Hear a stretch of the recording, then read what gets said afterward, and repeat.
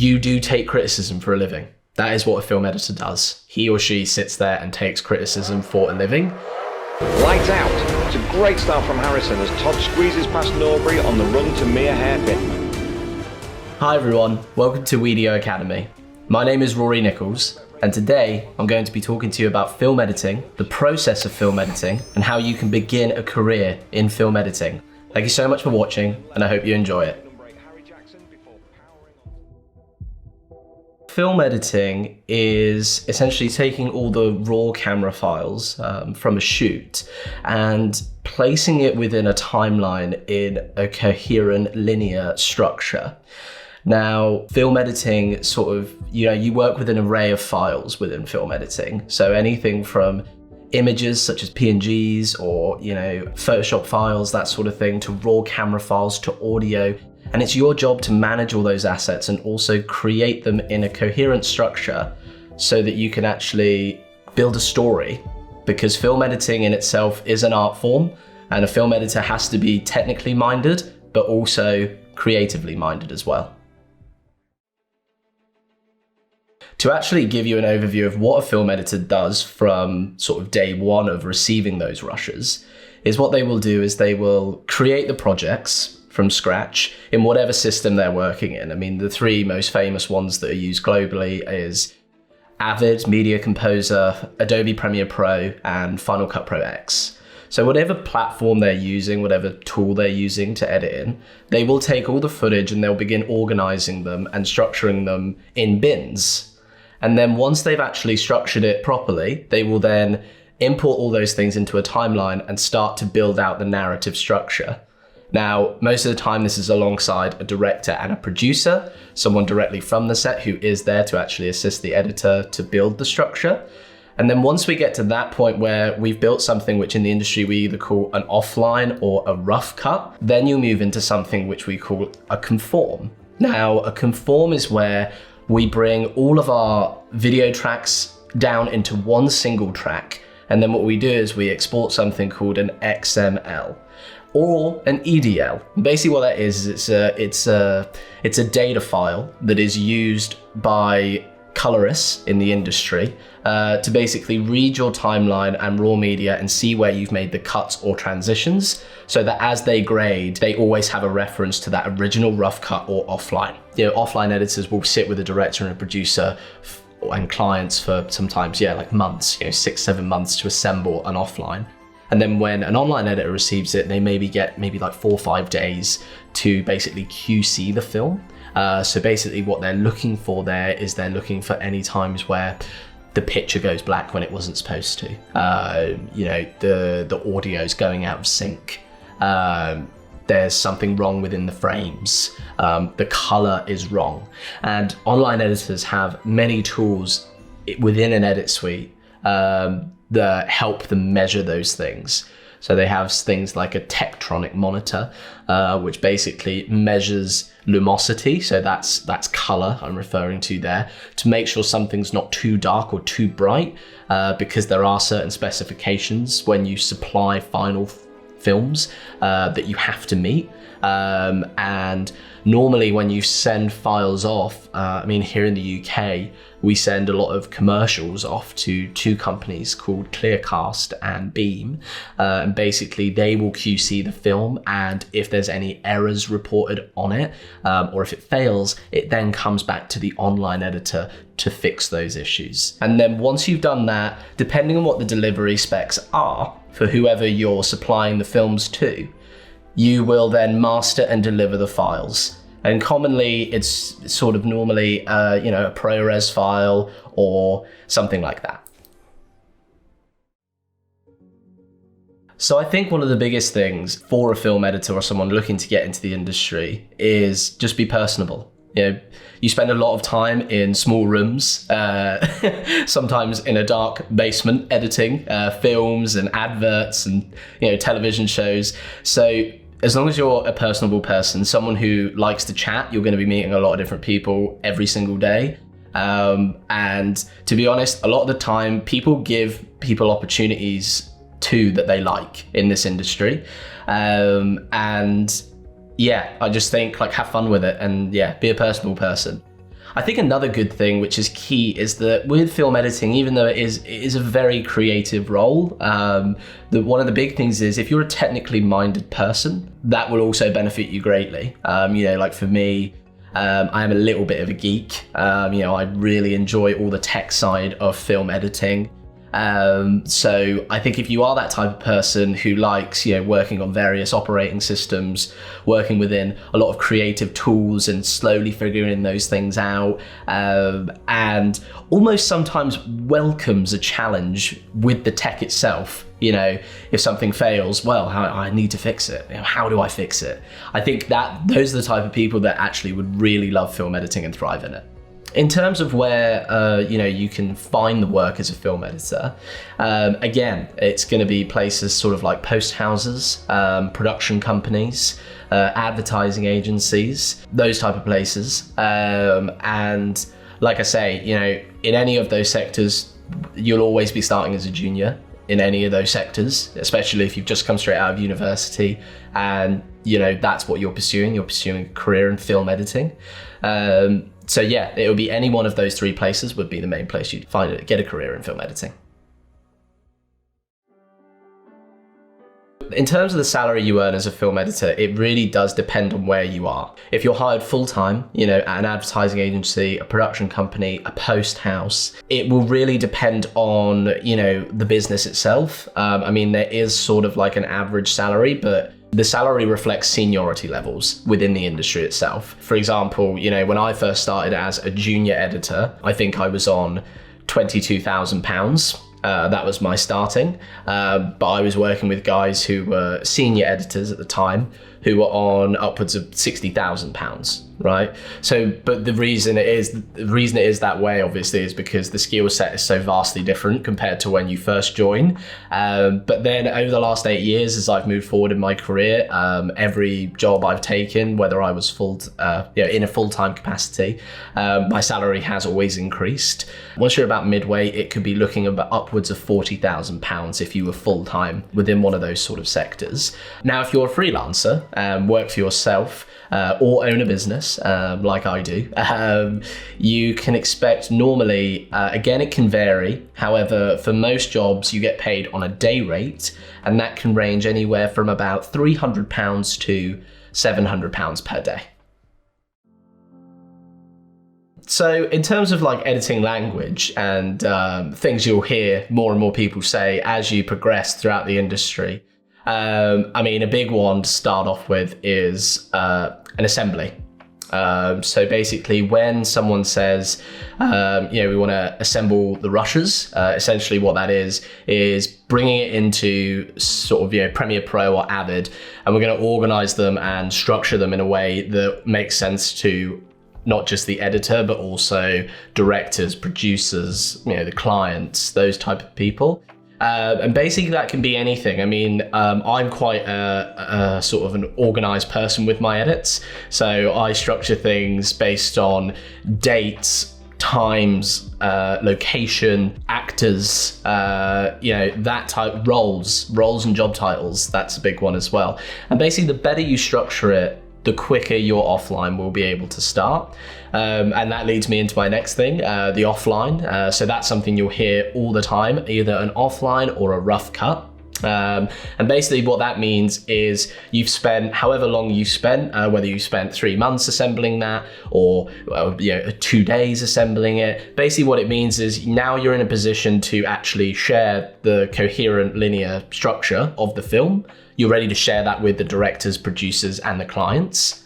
And then you've got an online, which is basically getting all those mastered files back, from a colorist or from a sound engineer. And what you're going to do is you're going to bring them all into a timeline. Again, normally minimal tracks for this one because you don't want to overcomplicate delivery and mastering of files. And then basically what you'll do is you'll have some. And then, there's another one. So mastering. So when you're mastering a file, it's basically getting it ready for whatever codec and wrapped in whatever container. So a container is essentially, so common containers are things like MOVs, MP4s, MXFs. Basically what it is it's imagine it like a wrapper, like a sweetie wrapper. And essentially what it does is it houses all the data within that export you're about to deliver. And depending on where you're delivering, the most common one is going to be a MOV.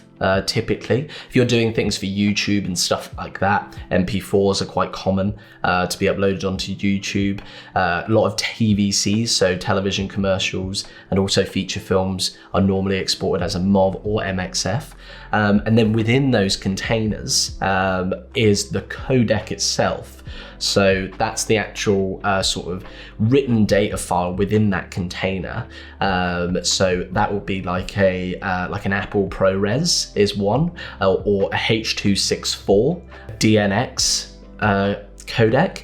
And basically what that is it's a written data file for what you're exporting and mastering. Rushes, there's one. Rushes are basically the video tracks that have been recorded on set. So essentially, like what's happening in this interview right now, this will be referred to as the rushes. We wouldn't say like, oh, the video tracks are being sent over. We'd say the rushes are going to be sent over. So that's another bit of jargon there. And then also, in terms of syncing, so syncing and grouping, that's a huge one to know for an editor. So commonly on set, what happens is, especially if you're doing stuff like documentary or feature film or stuff like that, you normally will have the camera operating as a standalone sort of camera, so just recording the video. And normally you'll have a sound engineer on set who's recording all the audio and walking around with a boom. So essentially what happens there, that's why they have a clapper board normally in front of the subject you're about to film. So that basically once it's given to an editor, he or she can really easily sync that up, because all we're looking for a high peak in the waveform of our audio, and then we're looking for the visual cue of the clapper on the video track. So it's really easy to do that. Once we've got those two tracks within Premiere or Avid, once we've got our layers in there, we can easily find that. And basically that then means that all of the audio and visuals throughout the rest of the timeline are synced up.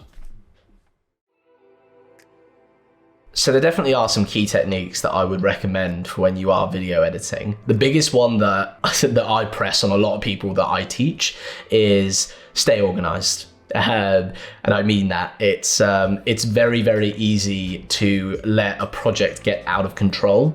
And then once it's out of control, it's very, very hard to reorganize it in a way that everyone sort of understands what's happening. By stay organized, I mean when you are assembling a sequence, keep it structured. Don't overuse video tracks and audio tracks that you don't need. I mean, I've worked in projects before where I've taken over from another editor and I've had 16, 17 video tracks when all I needed was 4. So compress the sequences, keep it organized, dated folders, put as much information about the rushes in your projects as possible. Because like I say, if you're doing something like a feature film or a documentary series, you need to stay organized, because it is the editor's responsibility to keep that project organized so that when a director or a producer comes in and asks them to reassemble and edit, they can do that in a prompt fashion. The other thing I'd say, which is also a really important technique to focus on when film editing, is stay focused on your audio. A lot of people tend to sort of focus a lot on the visuals because obviously it is what we're seeing right in front of us. So it's hard to sort of disregard that, and you shouldn't disregard that. You should always focus on both, but audio is one that really needs some nurturing, especially say if you've received footage where something's happened on set, maybe there's like a constant buzz or a ringing sound in that audio. A lot of the time people will tend to forgive a bad visual, but they don't tend to forgive bad audio because as an audience, our ears are a bit more susceptible because we are always listening, but not necessarily always looking at the films we're watching. But I think it's really important to take care of your audio, make sure it's synced, make sure you've cleaned it up as best you can. And what I mean by that is if there is like a sort of a humming noise or a ringing noise, you can use tools like within Adobe Premiere Pro, you can use sort of de-essers, de-hummers to sort of clean up that audio and try and repair it as best you can. And just always stay focused on it. Maybe try and avoid a lot of people tend to cut the audio at the same time as the visual, which for the spectator can actually be quite abrupt, because what it does is it reveals the cut that you've made within that film. So just avoid those and just keep that audio track maybe just running a few frames over the next track, and just to blend those two together nicely. I think it's important to talk about the difference between sound editing and sound mixing, because they are very different, even though they sound quite similar. So, as I was saying earlier, you can specialize in these things. You do commonly have sound studios, and they have sound engineers, and they just love audio. They just live for it. And basically they are responsible for mixing and mastering the final files for your commercial, for your film, or for your adverts, that type of thing. However, as a film editor, you cannot run away from audio. It is always present, obviously. So I just want to quickly go over the differences between those two things. So sound editing, in a sense, within sort of Premiere Pro, is essentially making those cuts within the audio tracks, or adding in sound effects. So a lot of the times you have something we call a Foley artist. And basically what a Foley artist will do is they will recreate sound effects within a studio environment, basically. So, like rustling of trees, running along rocks, those type of things, the sound of waves, the sound of glass breaking or punching or whatever, and what will happen is they will record those things, or we'll use online libraries to download sound effects. And what we'll do is we'll add in these sound effects throughout our film just to heighten the emotion a lot of the time, or heighten our audience's awareness of that specific part of the film where we really want their attention. Like, for example, when I was editing the motorcycle documentary, I used so many sound effects throughout the whole thing, or just to heighten that sense of motorbikes, the constant humming of a Kawasaki superbike throughout a lot of my interviews, because we were interviewing them within a paddock, so we were surrounded by the sound of motorbikes, and I wanted the audience to have that in the film. So I got a lot of sound effects and I edited them in my tracks with lots of different layers. Just got to be, hopefully, decent position put or decent qualifying session, and just try and go from there, see what happens. So that in itself is kind of sound editing. It's taking a lot of various sounds and making it work within your edit, with different audio tracks.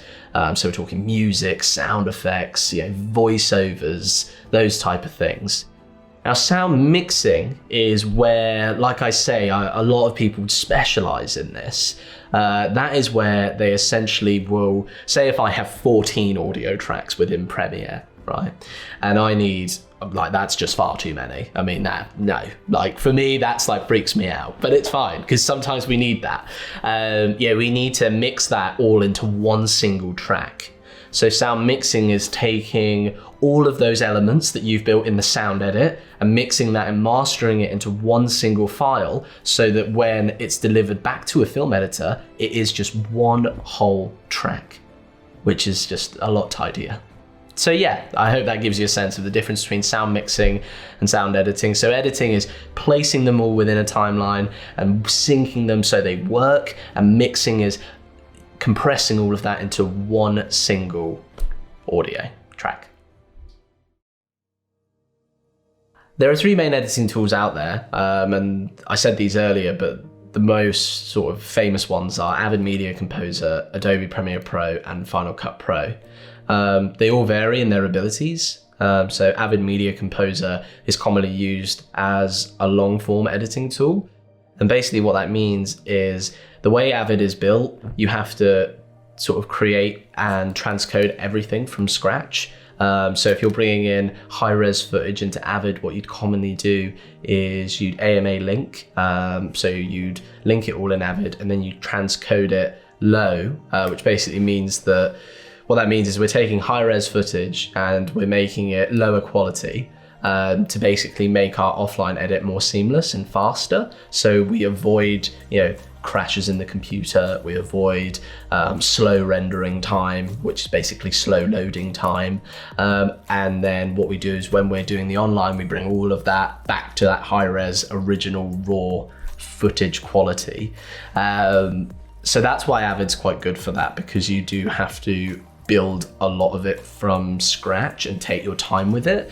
And then you have something like what I could use all the time is Premiere Pro. So I sort of moved on from Avid over into Premiere just because of the type of work I was creating. I was creating a lot of television commercials and a lot of sort of short form documentaries, about 40 minutes. That's not to say you can't edit feature films within Adobe Premiere Pro, you certainly can. I mean, people have done it, so you certainly can. It's just with Premiere, you can import footage straight in. I mean, you can still make proxies within Premiere, which is like what I was saying about Avid. You transcode it low and work with those lower quality files. And then when you're going into the online, you bring back those original rushes. But the good thing about Premiere and what makes it so vastly different to Avid is that Premiere is a lot easier to learn. And it's a lot more accessible, especially if you're young. You will learn so much faster within a Premiere environment than you ever would in Avid. There are so many tools. I mean, within Premiere itself, there is quite literally a learning platform as you go through the program that it won't show you everything. You know, there are some things you are going to have to figure out yourself, or just ask more senior editors, or YouTube it, you know, or watch this. You know, but it does have a learning platform within Adobe Premiere that takes you through the basics of understanding how the user interface works and some of the terminology as well. And then Final Cut, you know, I used it whilst I was at university, but I haven't gone back since. It is all about challenging yourself. Throw yourself in those positions where you're not 100% comfortable. You know, maybe you're 80% of the way there. Like I say, you know how to use this tool. You use it every day, most of the time. So you will be able to figure this out. I mean, talking from personal experience, I've been in rooms with people who have made me feel not uncomfortable, just challenging. You know, they've been quite difficult clients, or you know, they've wanted something a certain way, and instead of being scared of it, I mean, naturally I was. You know, I just sort of checked in on myself and said, I know how to use this software. I've used it for a long time. I know what they want. I just need to calm down and think about it. And that's one of my biggest tips for what makes you a good film editor to a great one, is that you become more personable as you go through your career. So, and the more opportunities you throw yourself in, the more challenging situations you put yourself in, the greater the opportunity will become. And to be honest, some of the best people I've ever worked with, I haven't exactly, I don't want to say the word got on with them, but we haven't been best friends. But I've loved working with them because they gave me a confidence that I didn't necessarily have before I worked with them. I'm going to go through some sort of useful tips when you are doing sort of video editing, which is nice. So what I'm going to do is I'm going to quickly talk to you first about keyboard shortcuts and what they mean, basically. So obviously, as you know, video editors and film editors, you know, a lot of anything to make our process quicker is welcomed, because you know it's a very sort of lengthy practice of reviewing the footage, organizing the project before you even start editing, and then when you're actually in the thick of editing, it obviously speeds up your workflow. So if you go up to here, up to the Premiere Pro tab, and you go into keyboard shortcuts, as you can see, this basically brings up an entire sort of key sort of layout for what all the tools do, and sort of why they're useful. Now, as you can see here, I've got a keyboard layout preset, which is called Rory keys. And basically the reason I've done that is because this is mine. You know, I've been using this tool for a really long time, so I like to set up mine in a way that suits my workflow to make it faster. But what you can actually do is, say if you, like me, will learn on a different editing tool, what you can actually do is you can set that. So originally when I was at university, I learned on Final Cut Pro 7.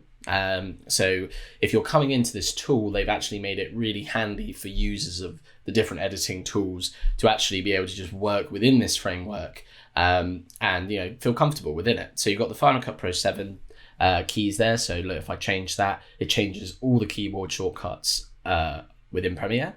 And then also they've got Avid Media Composer 5, which is another tool that I used to use. And then obviously you've got the Adobe Premiere Pro defaults, which looks like this. Or you can have, your own keys. And basically down here, this is where you can type in a name of something. So here's everything, here's all these can be keys, all these different things, exporting frames, expand all tracks, multicam cameras, all of that type of stuff. You can set all of this yourself. Now, it's always good to obviously remember and just get used to it. I commonly recommend that if you're starting from scratch, you just work within the basic Adobe Premiere Pro keys. And then as you move forward in your careers, you'll be able to adapt these keys to, the type of work you're doing and the workflow you use. If you're not someone who uses multicam footage a lot and works with that, you're not going to need certain tools that are, specific for the multicam editing, right? So those are the keyboard shortcuts, and there's some really good ones here. Like I like to have the G as my add edit, so I'll just quickly show you what that does on my timeline. So instead of pressing C to bring up, as you saw there, it brought up my razor blade tool, and pressing on the clip, going like this sort of throughout the clip. What I like to do is I much prefer just pressing a single key. So I like to just press G, right? So that's what I've set mine to, right? And it's the add edit tool. If you're wondering. And it's just super handy because what I can do is, say if I've got lots of video tracks on here, what I can actually do is I can go like this, select both and hit G, and it does a hard cut on both of the tracks on V1 and V2. So yeah, super handy one for if you're working with a lot of video tracks, which commonly you will be, going forward. Now, I'll just give you an overview of the timeline itself. So a useful tip, as you see what I'm doing there, scaling up and down, which is quite handy if I want to sort of zoom in on this footage and really see these waveforms or the start of this clip or whatever. What I can do is I can just hit the minus and plus on my keys, and it scales my timeline up and down. Now, another useful tool is the Command or Control, if you're on a Windows, plus. So what that does is it actually makes my video tracks a lot larger in scale. And now if I hold Alt and plus, it makes my audio tracks a lot larger in scale, which is super handy for if I'm doing some audio editing, I obviously want to see all the waveforms and see where this is starting, where it's stopping. Obviously here we've got a bit of a gap where I stopped speaking for a little while. But yeah, that's just a super one to know. So I'm always, I can always see what's going on, and I can see it closer in, which is nice. You can actually control the scale up and down using this. But again, as an editor, it's much better to use your keys and rely less on your mouse, just because it's a much faster editing workflow. Now, I'll just go through and talk to you about the tools over here, which we've got. So here's your sort of immediate tools within Premiere. So basically, obviously this is our selection tool, which gives us the mouse cursor, which basically allows us to sort of select stuff like this and click on it, and it just selects that clip, or we can select multiple ones and we can move them up and down the timeline or move them wherever we please. Now, this one is the track select forward tool, which is handy if you're trying to move a lot of tracks forward at the same time to create space, maybe for something at the beginning of the edit, which you want to put in, but you've already completed an offline sequence. So what I can do is if I just click on this, it selects all the clips going forward. If I just click on this, it only selects that one. So again, a handy tool if you're just trying to quickly make some space. Then we've got the ripple edit tool, which basically, it trims the footage and then snaps it back to whatever time code. I don't know if you saw there, but as you can see, the time code is going up there because what I'm doing is I'm cutting away some of the beginning, but instead of doing this way, where I just make a cut, I'll make a cut sort of here, and then I have to press V to get my selection tool and delete that, and then delete that space and bring it back.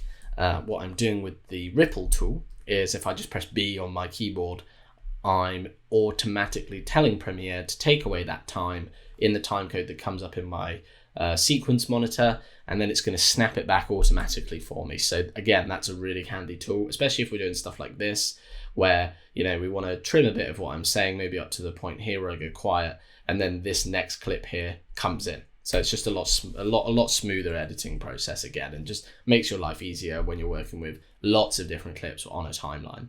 Now, let's say sort of a good technique as well for this, right, is you don't want to make hard cuts and then obviously just have no audio running underneath this, because we are editing an interview. So normally in this case, I would have music and maybe some sound effects, all on these audio tracks to really just heighten the mood and sort of add value to everything I'm doing within this interview, and just make it seem more cinematic and seamless. We're not going to do that for the purpose of this video. However, one useful tip I will say is that if you're going to make a cut to new footage, what's always a good thing to do is if you leave the audio underneath running. Now, you don't always have to do this, but it just sounds a lot nicer. And obviously, to hide harsh cuts, you know, say if I like the beginning of what I'm doing here, right? So let me just get rid of that beginning bit. But then I want to only have this of me talking, but I don't want my sort of image here. I want a different image. So what I'm going to do is going to pull this back and have this overlying on top, so that basically as I'm talking, you just getting B-roll of me editing, and then I go back to my interview, and then what I'll do is I'll add in some more B-roll basically, and what it does is it covers the jump cuts, because that's what we don't want in this, right? So say if I delete that, but I actually turn this off. So if you want to turn off a single video track, by the way, you just press Command-Shift-E, and what it does is it just hides the track for now. You haven't deleted it from the timeline. You've just basically told Premiere Pro to hide it from your timeline, essentially, for now.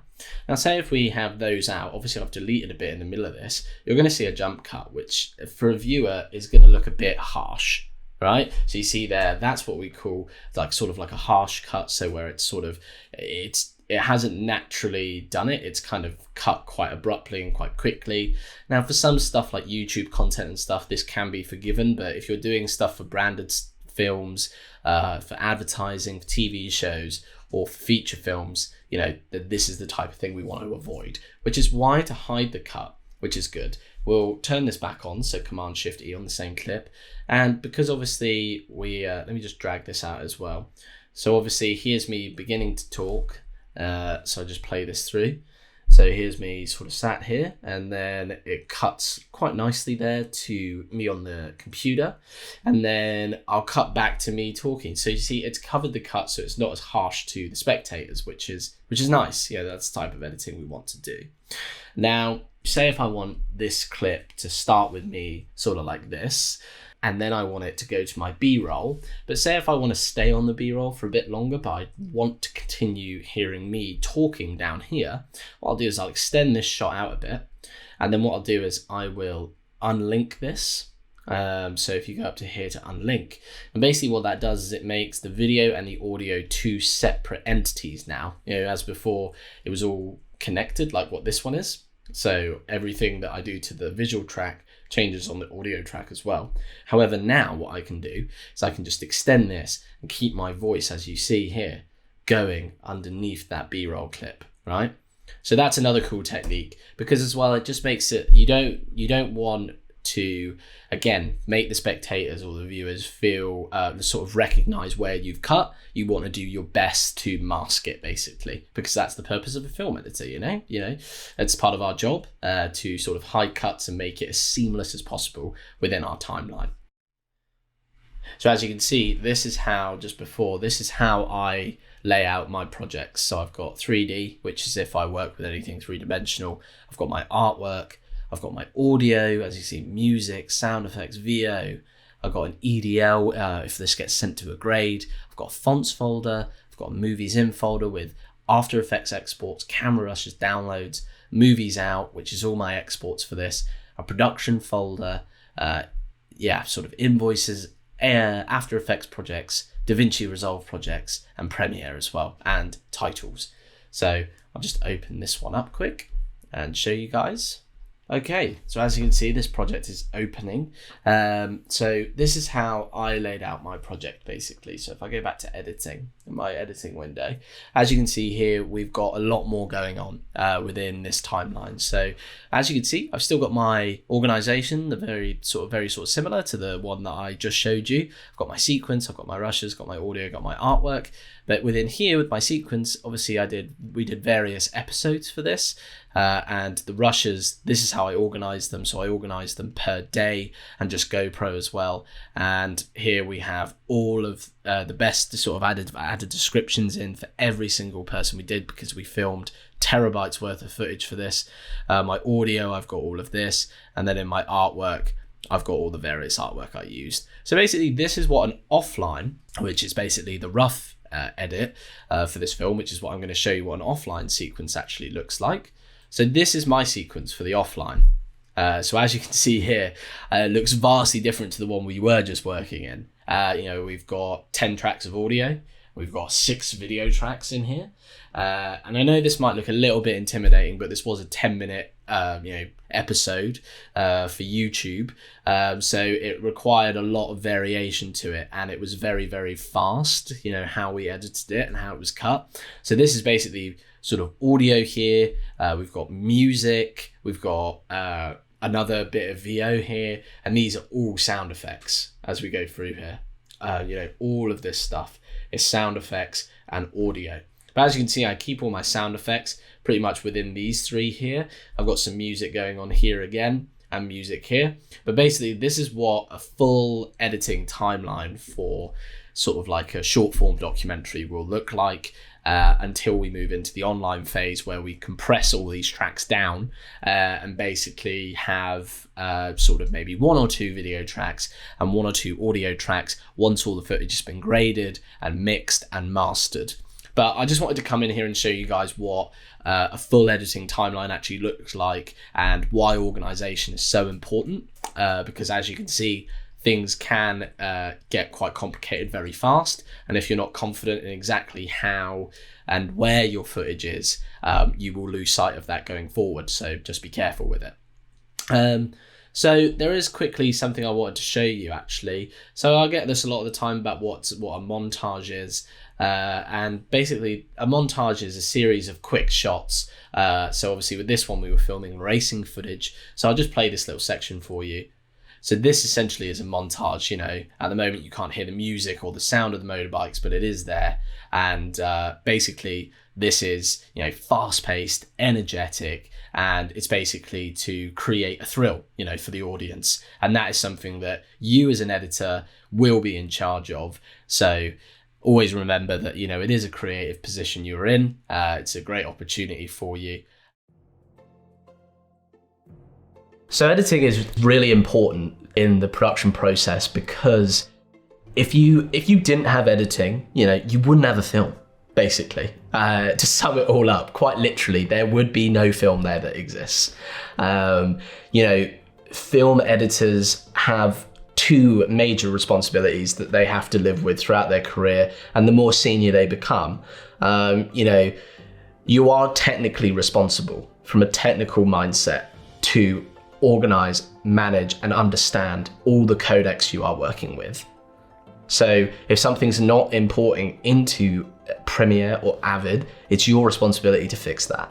You have to know how to do it, which is why it's so important to go through that assistant phase, because that is all you'll be doing. Again, probably in a dark room. And then secondly, I'd say that film editing as well, it is an art form. Film editors have to work with directors and producers, but also they are really responsible for creative decisions to make that structure make more sense. Sometimes it's better to use a fade to show a passing of time in a film. Sometimes it's better to let the screen go black and just have the audio raised there to maybe create some suspense or excitement or confuse the viewer, because that's what you're sort of aiming for.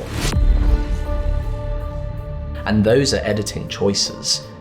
All the technical stuff within applications like Premiere and Avid, it's all an editor's decision. You work with a director, of course, but editing in itself, they do lean on you a lot, because you have to remember, directors and producers have already filmed for 7 weeks.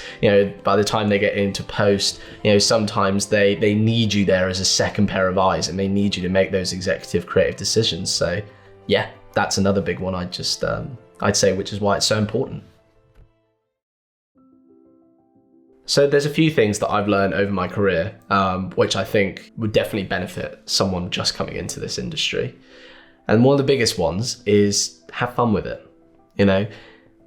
Sometimes we do have a very serious job, because it does cost a lot of money. There's a lot of money that goes into creating films, creating commercials, creating television shows. There's a hell of a lot of money in it. But the one thing I'd say is sometimes people take it far too seriously than what it needs to be, and actually forget why they were here in the first place. It is an art form, it is creative. Yes, you have to be technically minded. Yes, you're going to get pressure from clients and directors and producers and crew. However, just remember that you've worked really hard to get to where you needed to be, and you need to always remember that you did it to be creative, because that's who you are, and just never lose sight of that. That's why I'm saying taking it too seriously sometimes can be your worst enemy, because you actually just forget why you even enjoy it. Another thing I'd say, which is something I've seen in a lot of people that I've either trained over the years or just spoken to, is that they don't focus on one tool at a time. And in my head, this is what I've always tried to do in my career anyway, is I focus on one tool at a time. I wanted to, with Avid, I started there in my career, but then I moved into Premiere and I mastered Premiere, because I was like, I met so many people who could kind of use all of the things, all of the tools. I could use all those editing tools. I can use this. I can use DaVinci Resolve. I can use, I'm a cinematographer. I'm a director. I'm a sound, mixer. And I always find it's better to be a master at one thing than be okay at many. So that's another thing I'd say. Just keep yourself focused, master one tool, and then once you feel super confident in that, you can move on to the next challenge. And another thing I'd say on that is remain calm under pressure. There are times where you'll be in an editing suite and you could have 16 to 17 people standing there watching your film. And that's hard. It's really hard, because you do take criticism for a living. That is what a film editor does. He or she sits there and takes criticism for a living, and it's difficult sometimes. Sometimes you've worked so hard because in your head it really works, but for the clients it doesn't work for whatever reason. Now, sometimes that's either a good thing, or a lot of the times it's a bad thing, if I'm being honest. But yeah, I just say, remain calm under pressure. It's not a criticism about you or your abilities. It's just, they've changed their mind, and they a lot of the times as well, which is a big tip I'd say, is remember that it's never directed at you. A lot of the pressure and a lot of the, a lot of the sort of maybe the comments they put on you, it's not directed at you. It's because they're frustrated, because, most of the time going from a brief to a film can be a very hard process, and not necessarily everything translates from page to screen. So you are a huge part of that process. You're an integral part, but just don't necessarily always blame yourself. You take criticisms for a living, but you make great content, and your work lives forever. Thank you so much for watching my masterclass through Wedio Academy. I hope you enjoyed it, and I hope you learned something from it. You can check out my work by visiting www.afewgoodproductions.com or visiting www.rorynichols.co.uk. Thank you so much, and good luck. And look at that! Spectacular from Harrison and Todd over Jeffrey's jump. Hard on the brakes into farm bends before a big wheelie over the finish as Harrison takes the 2021 Bob Smith Spring Cup.